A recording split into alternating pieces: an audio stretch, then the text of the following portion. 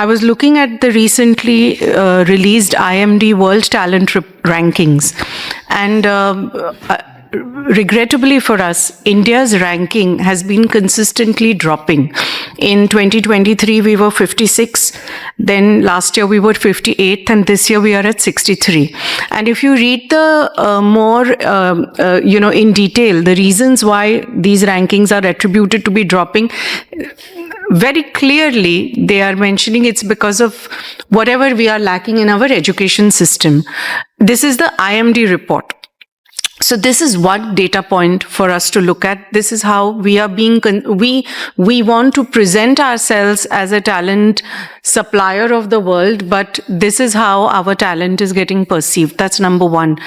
To the point, Dr. Sitaram, you made about this large influx of students going to come next year, for example, next year, year after next, and you gave a very good reasoning for how this opened up 10 years ago and now. So if you look at the central state universities, private university ecosystem in India, nobody is equipped right now to physically absorb this additional capacity. In the current setup that we have, none of us can suddenly build buildings, suddenly building hostels. We cannot do that. In the private sector, the challenge is about access to capital. There are different challenges. So this is the second data point that we have. The third data point is, for example, from the organization I represent, Art of Living, we run 1,327 free schools in India across 25 states. Close to 110,000 students, we are giving free education. And we have to stop because of our ability to respond to the demand. There is more demand, which is not getting fulfilled at the state government level or at the public service level. If we had more access to capital or facilities, we can take another 1 lakh, another 5 lakh students. So this is another important data point, Dr. Sitaram, that at the very, KG level, also we don't have capacity to absorb these students into the education system. That's the third data point. And the fourth data point is we are continuously talking about India at 47, becoming a third economy of, top 3 economy of the world. If we have to get to a $30 trillion kind of a GDP at that time, we are at about 4, 5, whatever it is, that $25 trillion delta has to get driven primarily, fundamentally by what we do in education, and therefore prepare the skilled workforce in whatever mechanism, completely physical, phygital, hybrid, only digital, whatever may be I think those are only the means.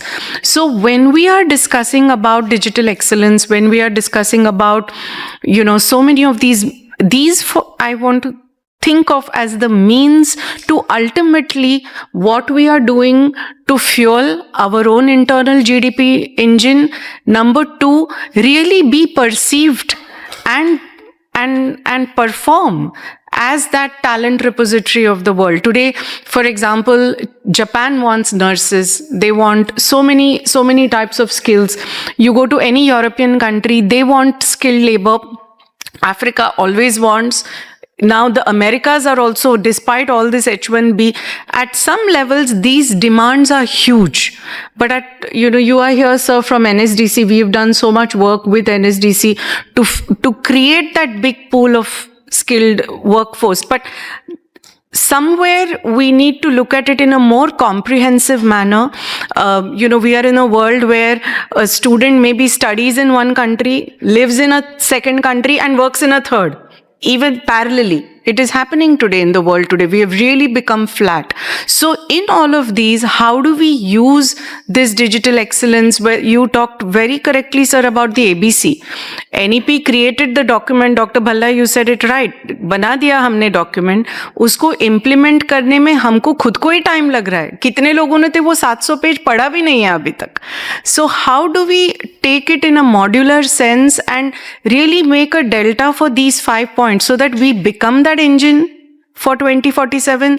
We are not falling in these ratings. People consider us as a talent pool, and we are able to create capacity to absorb the growing population of students coming into us. And one of the things, Dr. Sitaram, from the regulatory or the government side, I think what can be done is, today, what can we do to, of course, online, we say you apply for online education, then you go through hundreds of so many audits, you get some, you don't get some. But have we reached a stage where we can really move completely virtual for some programs, for some types of students? And that is something I would like to place here, to say that forget the online, forget distance in the way we are doing it today, but a completely virtual. I mean, somebody of a profile and IQ of a certain level, can we think of that level of disruption? So these are a few thoughts from my side.